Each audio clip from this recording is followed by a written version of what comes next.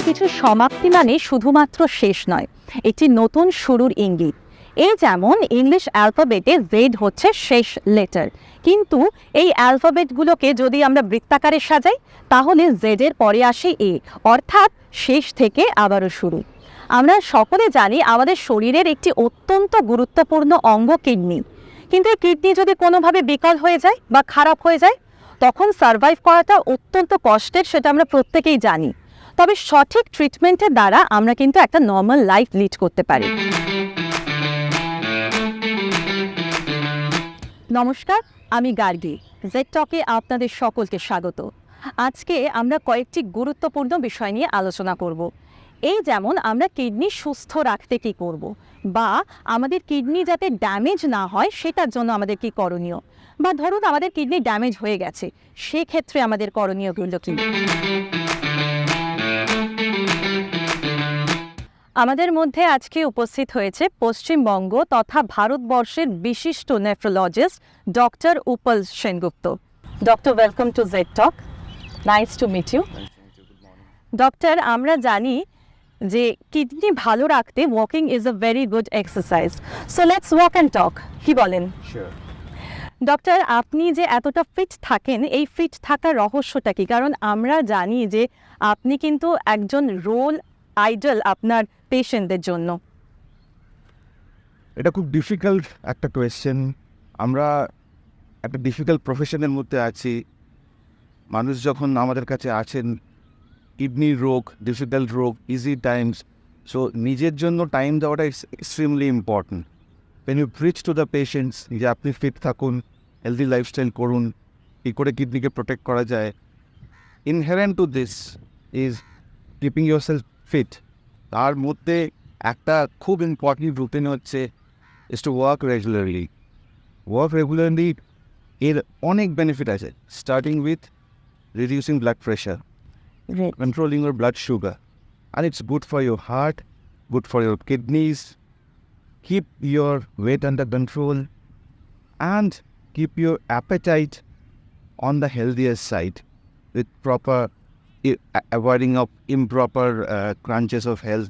So exercise, walking is a overall part of your health goal that you can always consider. Should be at least a routine part of your weekly, I'll say routine. If not every day, at least 5 দিন সপ্তাহের মধ্যে 5 দিন যদি 30 minute করেও walk করা যায়, and in this beautiful atmosphere in the morning time, একদমই তাই। for your health. ডক্টর, আমাদের লাইফে কিডনি ঠিক কী রোল প্লে করে আমাদের বডিতে, এবং কিডনির এই যে ডিজিজ এটা কতটা কমন, এবং এই কিডনি যে হেলথের ব্যাপারে বলছেন হেলদি কিডনি, এই জিনিসটা কতটা বেশি ইম্পর্ট্যান্ট? তো আমরা জানি আমাদের শরীরে দুটো কিডনি আছে। দুটো কিডনি শরীরের দুপাশের পিঠের দিকে থাকে। খুব বেসিক ওয়েতে বলতে গেলে কিডনি রেচন পদার্থ, মানে বডিতে যে দূষিত পদার্থগুলো তৈরি হয় ওগুলোকে এক্সক্রিট করে দেয়। মেটাবলিজমের বডির মধ্যে জমতে থাকে দূষিত পদার্থ, এটা রেগুলার বেসিসে ইউরিনের মধ্যে দিয়ে এক্সক্রিট করে দেয়। এটা বেসিক কাজ। এছাড়াও কিডনি মাল্টিফোল্ড কাজ আছে। ব্লাড প্রেশার কন্ট্রোল করা, ইলেকট্রোলাইটস মানে সোডিয়াম পটাশিয়াম যে নুনগুলো আছে সেগুলো কন্ট্রোল করা শরীরের মধ্যে, রক্ত তৈরি করা, ইটস ভেরি ইম্পর্টেন্ট। হিমোগ্লোবিন তৈরি করা শরীরের মধ্যে is a part of the kidney's job.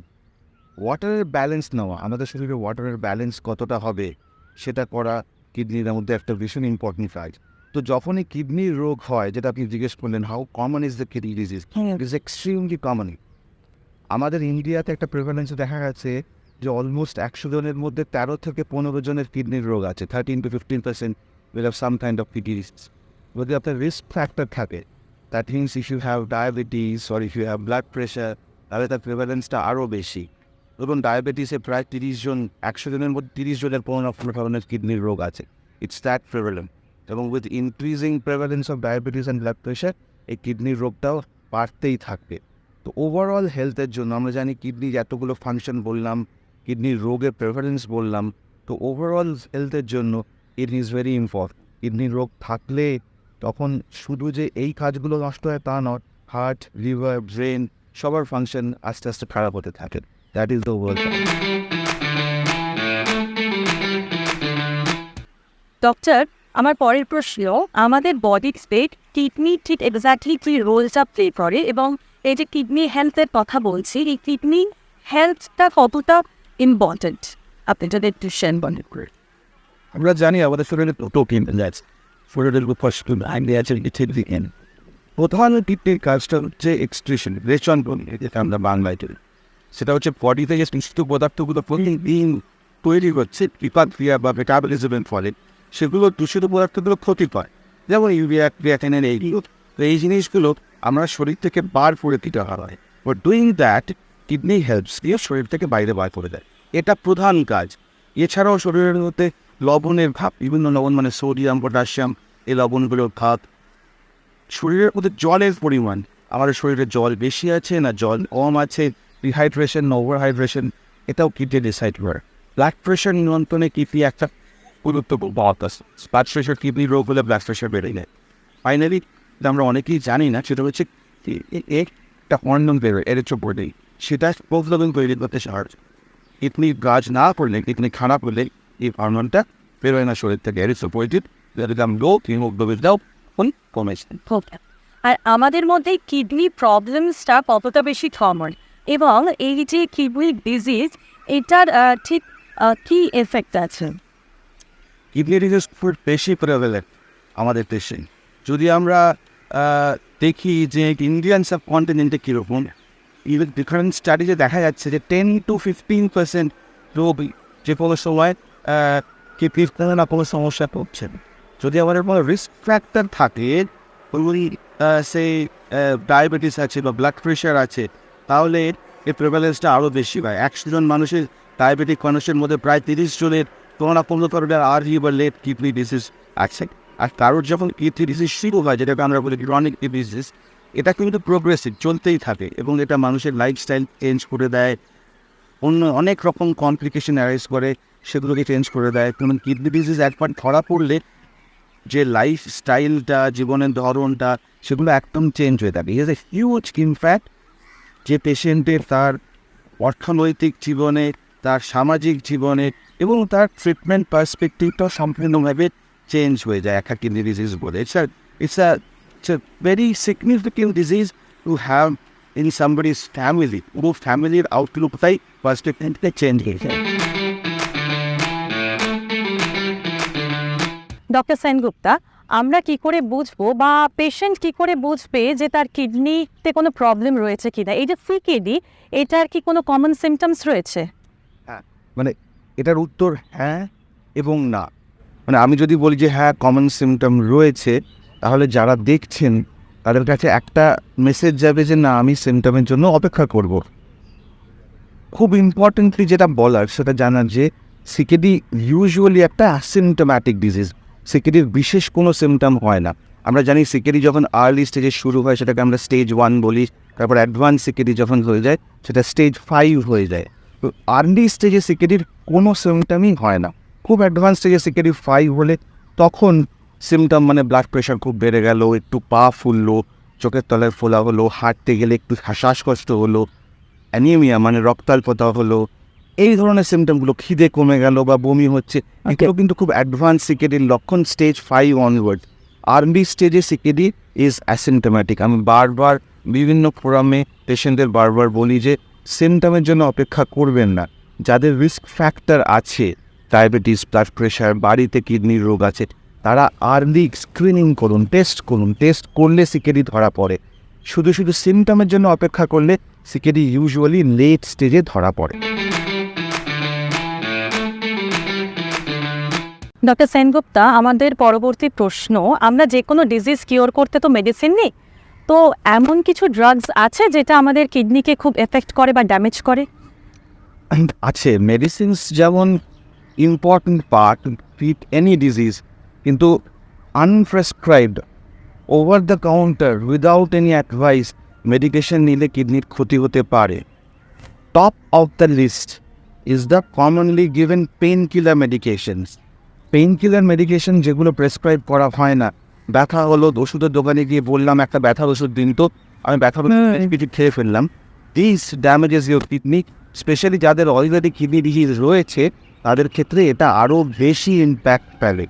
এছাড়া আরও বেশ কিছু কিছু অ্যান্টিবায়োটিক্স, কিছু কিছু প্রেশারের ওষুধ আছে যেগুলো প্রেসক্রিপশন মতো না খেলে, ডাক্তারের কথা শুনে না খেলে সেগুলো কিডনির ক্ষতি করতে পারে। You always have to take any drug with proper amount, with the proper prescription. Okay, এই কানেকশনেই আমার একটি ছোট্ট প্রশ্ন আছে। ধরুন একজন পেশেন্ট অলরেডি একটা মেডিকেশনে রয়েছে, সেই সময় সে তার কিডনিকে কিভাবে প্রোটেক্ট করবে?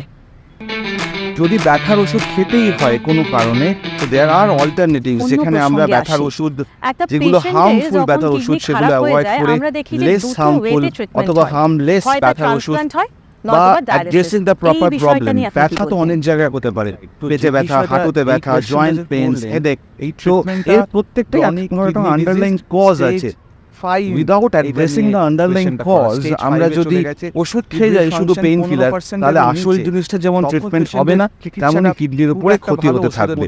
You have to go to a doctor, আমার জয়েন্ট পেন কেন হচ্ছে, গাঁটে ব্যথা কেন হচ্ছে, আমার পেটে ব্যথা যদি হয় সার্জনের কাছে গিয়ে কেন পেটে ব্যথা হচ্ছে, দাঁতে ব্যথা হলে কনস্ট্যান্টলি সেটাকে ইগনোর করে পেইন কিলার খেয়ে গেলাম আর কিডনিটাকে খারাপ করলাম without going to a dentist, সময় হচ্ছে না ডেন্টিস্টের কাছে যাচ্ছি না, এইগুলো ব্যাড হ্যাবিট। পেইন কিলার খাওয়াটা জাস্ট অ্যান এক্সকিউজ। প্রত্যেকটা পেইন কিলার খাওয়া সময় মতো ডাক্তারের কাছে গেলে প্রপারলি ইস্যুটা অ্যাড্রেস করলে কমে যাওয়া সম্ভব। And we always have to resort to safe painkillers. কিন্তু আমরা সবাই জানি প্যারাসিটামল কিন্তু কমনলি প্রেসক্রাইব। প্যারাসিটামল কিন্তু কিডনির পক্ষে একটা রিকোয়ার্ড অ্যামাউন্ট অফ প্যারাসিটামল খেলে কিডনির পক্ষে প্যারাসিটামল ইজ সেফ। কিন্তু আমরা Okay. জানি তাহলে আপনি বলতে চাইছেন যে আমাদের এই হ্যাবিটটাকে চেঞ্জ করতে হবে। Definitely, you have to change the habit of taking unprescribed over-the-counter medication. সেরকম করলে চলবে না, সেটা কিডনির পক্ষে is not going to have a good effect on long term. Important fact, he inspire people to give organ post brain death. ফ্যামিলির মধ্যে কারোর ব্রেন ডেথ হলে, বন্ধু বান্ধবের মধ্যে কারোর ব্রেন ডেথ হলে অর্গান ডোনেশনের যে প্লেজটা, আমরা অনেকেই কর্নি আই ডোনেশন করি, কিন্তু কিডনি, লিভার এই ডোনেশনগুলো করলে ট্রান্সপ্লান্টের রাস্তা অনেকের ক্ষেত্রে সহজ হয়ে যায়, অর্গানের স্কারসিটিটা কমে যায়। এই জিনিসগুলো খুব ইম্পর্টেন্ট ব্যাপার, এগুলোর জন্য জনসচেতনতা বাড়াবার অনেক জায়গা আছে। তো young patient, fit patient, cardiac disease নেই, লিভার ডিজিজ নেই, এরা ট্রান্সপ্লান্টের জন্য আইডিয়াল ক্যান্ডিডেট। ওকে, বাকি সবার ডায়ালিসিস হতে পারে। খুব এক্সট্রিমস অফ এজে, 70 বছর বয়স হয়ে গেছে, অনেক কোমরবিডিটি আছে, হার্টের রোগ আছে, লিভারের রোগ আছে, তাদের আমরা ট্রান্সপ্লান্টে না গিয়ে ডায়ালিসিসেই থাকার অ্যাডভাইস দিই। ডক্টর সেনগুপ্তা, আমার পরের প্রশ্নটা হচ্ছে, এরকম অনেক খাবার আছে আমরা দেখি যে চোখ ভালো করে, বা হয়তো আমাদের ব্রেন শার্প হয় কোনো খাবার খেয়ে, বা আমাদের বোনস শক্ত হয়, তেমন কি কোনো খাবার আছে যেটা কিডনিকে ভালো করে, বা তেমন কি কোনো খাবার আছে যেটা আমাদের অ্যাভয়েড করা প্রয়োজন কারণ সেটা কিডনির জন্য ক্ষতিকারক? ফুড আর ড্রিঙ্কস যদি বলে থাকি, তাহলে আমাদের মতো একটা হট অ্যান্ড হিউমিড দেশে জল খাওয়াটা is extremely important for kidney's health. কতটা জল খাওয়া? সাধারণভাবে যখন গরমকাল, তখন এই need to drink at least 3 litres of water. প্রচণ্ড ঘাম হচ্ছে আমাদের এই পার্টে, ওয়েস্ট বেঙ্গলে প্রচুর ঘাম হয়, 3 লিটার ওয়াটার মিনিমাম। যারা আমরা বেশিরভাগ ক্ষেত্রে অনেক সময় এয়ার কন্ডিশনের মধ্যে কাজ করি, আমাদের জল তেষ্টা পায় না। ইভেন ইন দ্যাট কেস একটা লিমিটেড অ্যামাউন্ট অফ জল অফিস টাইমের মধ্যে খাওয়া, রেগুলার হ্যাবিট বানিয়ে, এটা ইম্পর্টেন্ট। বাড়িতে একটা খেলাম, অফিসে একটা খেলাম, বটল নিয়ে গেলাম, মেপে খেলাম, তেষ্টা নাও পেতে পারে। জল খাওয়াটা খুব জরুরি। ফুড, এদের মধ্যে ভীষণ ইম্পর্টেন্ট হচ্ছে যে বাড়ির খাওয়ার, হোম কুক ন্যাচারাল ফুড যত বেশি খাওয়া যাবে তত ভালো। প্রসেসড ফুড, বাইরের জায়গা থেকে কিনে এনে খাওয়া, জাঙ্ক ফুড, এই জিনিসগুলো আমাদের নর্মাল সুষম খাদ্যের যে অনুপাত, সে অনুপাত ফলো করে না। এক্সেসিভ অ্যামাউন্ট অফ সল্ট দিয়ে রান্না করা হয়, যেটা কিডনির রোগের পক্ষে ভীষণ হার্মফুল। এক্সেসিভ ফ্যাট, কোনো সময় কার্বোহাইড্রেট প্রোটিনের তারতম্য হয়ে যায়। These are not healthy food to be taken on a regular basis. আপনাকে যেটা করতে হবে সেটা হচ্ছে যে বাড়ির ফুডের দিকে নজর দিতে হবে। Home cook food, mostly natural food, যেটা যে রাজ্যের যে অঞ্চলের ফুড হ্যাবিট সেটাকে ফলো করা ভীষণ important. Avoid excessive salty food, এটা একটা ভীষণ ইম্পর্টেন্ট ব্লাড প্রেশার এবং কিডনির রোগ কন্ট্রোল করার জন্য। ডক্টর সেনগুপ্তা, আমার পরের প্রশ্ন হচ্ছে, আমরা অনেক সময় দেখি এমন কিছু খাবার খেলে আমাদের চোখ ভালো হয় বা ব্রেন ডেভেলপমেন্ট হয় বা বোনস শক্ত হয়, তেমন কি কোনো খাবার আছে যেটা খেলে আমাদের কিডনি ভালো হয়? বা ধরুন এমন কিছু খাবার যেটা আমাদের অ্যাভয়েড করা উচিত, সেটা আমাদের কিডনির পক্ষে ক্ষতিকারক? রাইট, খুব বড় প্রশ্ন, বড় উত্তর, কিন্তু খুব সিম্পল ভাষায় বলতে গেলে আমাদের দর্শকদের, সেটা হচ্ছে বাড়ির খাবার, আঞ্চলিক খাবার, যেটা যে জায়গার স্টেপল খাবার, হোম কুক ফুড, নর্মাল মশলা দিয়ে, সেটা বেস্ট ফুড। কী জিনিসগুলো আমরা অ্যাভয়েড করব? আমরা বাইরের খাবার, জাঙ্ক ফুড, এই জিনিসগুলো অ্যাভয়েড করব। মোস্টলি কেন? কারণ জাঙ্ক ফুডে, বাইরের খাবারের মধ্যে এক্সেসিভ পরিমাণে সল্ট ব্যবহার করা হয়ে থাকে। অয়েলের কোয়ালিটি, অয়েলের অ্যামাউন্ট, অয়েলের কোয়ান্টিটি, এগুলো যেগুলো প্রেসক্রাইবড অ্যামাউন্ট, তার থেকে অনেক বেশি ব্যবহার করা হয়ে থাকে জিনিসটাকে টেস্টিয়ার করে দেওয়ার জন্য, আর্টিফিশিয়ালি। তো খাবারের, সুষম খাবারের মধ্যে কার্বোহাইড্রেট, প্রোটিন এবং স্ট্যাটিন যে একটা ব্যালেন্স থাকে, সেটা কিন্তু বাইরের হোম ফুডে ছাড়া, বাইরের ফুডে বা জাঙ্ক ফুডে এগুলো থাকে না। রুটিন বেসিসে, রেগুলার বেসিসে বাইরের ফুড খাওয়া যাবে না, সল্টি ফুড খাওয়া যাবে না। খুব ছোটো ছোটো জিনিস বলি, যাদের ব্লাড প্রেশার আছে তারা আচার খাচ্ছেন বা পাঁপড় খাচ্ছেন বা সস খাচ্ছেন, চানাচুর খাচ্ছেন, এগুলো প্রচুর সল্ট ইনটেক হয়। এই সল্ট ইনটেক করলে ব্লাড প্রেশার বেড়ে যায় এবং এটা কিডনি ডিজিজের ক্ষতি করতে পারে। অন দ্য আদার হ্যান্ড, যে জিনিসটা নিয়ে আরও আলোচনা করা দরকার, সেটা হচ্ছে যে জল। Water is very important. একটা কমন মিথ আছে যে কিডনির রোগ মানে কম জল খাওয়া। ব্যাপারটা পুরোপুরি ভুল। কিডনির রোগে নর্মাল কখনো কখনো বেশি জল খাওয়া উচিত। যতক্ষণ না পর্যন্ত ডাক্তারবাবু বলবেন যে আপনার হাত পা ফুলেছে, জল রেস্ট্রিক্ট করবেন, আপনাকে কিন্তু পর্যাপ্ত পরিমাণে জল, ওয়াটার খেতে হবে। ডিহাইড্রেশন হয়ে গেলে কিডনির রোগ বাড়াবাড়ি রকম পর্যায়ে চলে যায়। So avoid dehydration, drink plenty of fluid, specially for somebody living in a hot and humid atmospheric climate like West Bengal.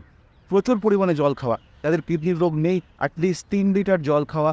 যারা এসিতে কাজ করছেন, রুটিনলি হ্যাবিট করে অফিসে একটা বোতল, বাড়িতে একটা বটল জল খাওয়ার হ্যাবিট করা। তো পর্যাপ্ত পরিমাণে জল খাওয়া। সুইট অ্যান্ড বেভারেজ যেগুলো আছে, মানে কোল্ড ড্রিঙ্কস যেগুলো বলছি, এগুলো মোস্টলি অ্যাভয়েড করতে হবে কিডনি রোগের পেশেন্টের জন্য। আর ডায়েট যেটা বললাম, সোজা কথাই হোম কুক সিম্পল ফুড, এগুলোই কিডনিকে ভালো রাখতে সাহায্য করে। ডক্টর সেনগুপ্তা, আমার পরের প্রশ্ন, আপনি এই যে কিছুক্ষণ আগে বলছিলেন যে রুটিন চেক আপটা ভীষণভাবে প্রয়োজন, তা আপনার কাছে কি কোনো kidney patient routine check up করতে আসে, নাকি অন্য ডাক্তার সাজেস্ট করার পরে যখন বিষয়টা অনেক বেশি গাড়িয়ে যায় তখন আপনার কাছে আসে পেশেন্ট? দুটোই সত্যি। বেশি মাত্রায় দেখতে গেলে রুটিন চেক আপ করার প্রবণতাটা এখন অনেক বেড়ে গেছে। মানুষের মধ্যে সচেতনতা বেড়ে গেছে, ল্যাবরেটরি সার্ভিসেস অ্যাভেলেবিলিটি বেড়ে গেছে, বাড়িতে গিয়েও নিয়ে নিচ্ছে, ব্লাড স্যাম্পল নিয়ে নিচ্ছে। তো ইয়াং জেনারেশন, তারা তাদের বাবা মার রুটিন টেস্ট অনেক বেশি রেগুলারলি করছেন। এতে কিডনির রোগ ধরা পড়ছে অনেক সহজে। তবে যেহেতু আমি আগে বলেছিলাম সিমটম কিছু হয় না, এই রুটিন টেস্টেই কিন্তু ডায়াগনোজড হয়।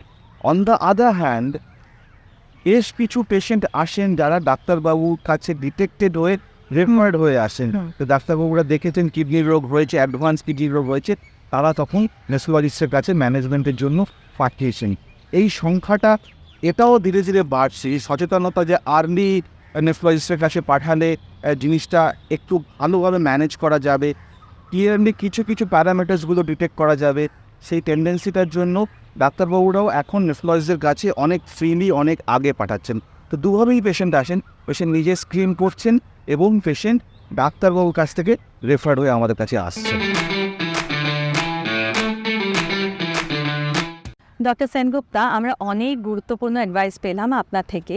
আমার আজকে শেষ প্রশ্ন, আমাদের সকল দর্শক বন্ধুদের আপনি কি মেসেজ দিতে চাইবেন? মেসেজ যেটা দিতে চাইবো সেটা সবার জন্য। অ্যাজ এ ডক্টর, যেটা আমি দেখছি, rising prevalence of kidney disease. Kidney disease treat করার থেকে প্রিভেন্ট করা সহজ, এটা সবাই মাথায় রাখবেন। একবার ক্রনিক কিডনি ডিজিজ হয়ে গেলে সেটা ইউজুয়ালি প্রোগ্রেসিভ, তার রেটটা স্লো করে দেওয়া যায়, তাকে সারিয়ে দেওয়া যায়। কিডনি রোগ হওয়ার আগে চিকিৎসা করতে হবে। Prevention is much better than cure in case of kidney disease. প্রিভেনশনের কটা ভীষণ ইম্পর্টেন্ট পয়েন্ট। যে বারবার বলছি আর্লি স্ক্রিনিং করান, যাদের রিস্ক ফ্যাক্টর রয়েছে, ডায়াবেটিস রয়েছে, ব্লাড প্রেশার রয়েছে, family history of kidney disease রয়েছে, স্টোন ডিজিজ রয়েছে, তারা নিজে থেকে ইউরিয়া, ক্রিয়াটিনিন এই টেস্টগুলো করান, ইউরিন টেস্ট করান। রেগুলার বেসিসে যে আলোচনাগুলো করলাম, হোম ফুডে, হেলদি ফুডে স্টিক করে থাকুন, proper amount of water intact করুন, যেগুলো বারণ করলাম, over the counter medications, pain killer medications, without prescription medications, এগুলো অ্যাভয়েড করুন। যেটা দিয়ে শুরু করেছিলাম, রেগুলার এক্সারসাইজ, অ্যারোবিক এক্সারসাইজ, ওয়াকিংয়ের মধ্যে থাকুন, স্মোকিং অ্যাভয়েড করুন এবং বাকি সবাইকে অনুপ্রাণিত করুন যে এই হ্যাবিটগুলো ফলো করতে। একা একজন, দুজন, তিনজন করলে এই জিনিসটা কিডনি ডিজিজের প্রেভালেন্সটাকে কমাবে না। It's a non communicable disease epidemic. যেমন কোভিড একটা এপিডেমিক হয়েছিল, ডায়াবেটিস একটা epidemic, chronic kidney disease is going to be an epidemic. এটাকে প্রিভেন্ট করলে সচেতনতা বাড়াতে হবে। আমরা সবাই মিলে যদি হেলদি স্টেপসগুলো নিই, তাহলেই আমাদের পুরো সোসাইটিতে কিডনি রোগের প্রেভেলেন্সটা ধীরে ধীরে ধীরে ধীরে কমবে, এর জন্য মর্টালিটি কমবে, খরচ কমবে। এটাই আজকে সবার জন্য আমার সবচেয়ে important message. Thank you so much doctor Utpal Sengupta আমাদের আজকে অনেক ভালো ভালো অ্যাডভাইস দিয়েছে, যা কিন্তু আমাদের দর্শক বন্ধুদের আগামী দিনে তাদের কিডনি সুস্থ রাখতে সাহায্য করবে। Thank you so much doctor, আপনি আপনার বিজি শিডিউল থেকে আজকে যে আমাদের এই সময়টা দিলেন এবং জেড টকের এই যে সমাজ সচেতন অনুষ্ঠানে আপনাকে আমরা পেলাম, তার জন্য আপনাকে আন্তরিক ধন্যবাদ জানাই। আমরা অনুষ্ঠানের একদম শেষ পর্বে এসে পৌঁছেছি। ইন্ডিয়ান মেডিকেল ফ্রেটার্নিটি এবং জেড টকের এই ইনিশিয়েটিভ মানুষকে সচেতন করার জন্য একটি উদ্যোগ এবং আমরা বিশ্বাসী আগামী দিনে আপনারা নিশ্চয়ই একটি সুস্থ কিডনি নিয়ে সুন্দরভাবে থাকবেন। সুস্থ থাকুন, ভালো থাকুন, আর হ্যাঁ, লাইক করুন, ফলো করুন, সাবস্ক্রাইব করুন আমাদের জেড টক ফেসবুক পেজ এবং ইউটিউব চ্যানেলকে। Stay connected.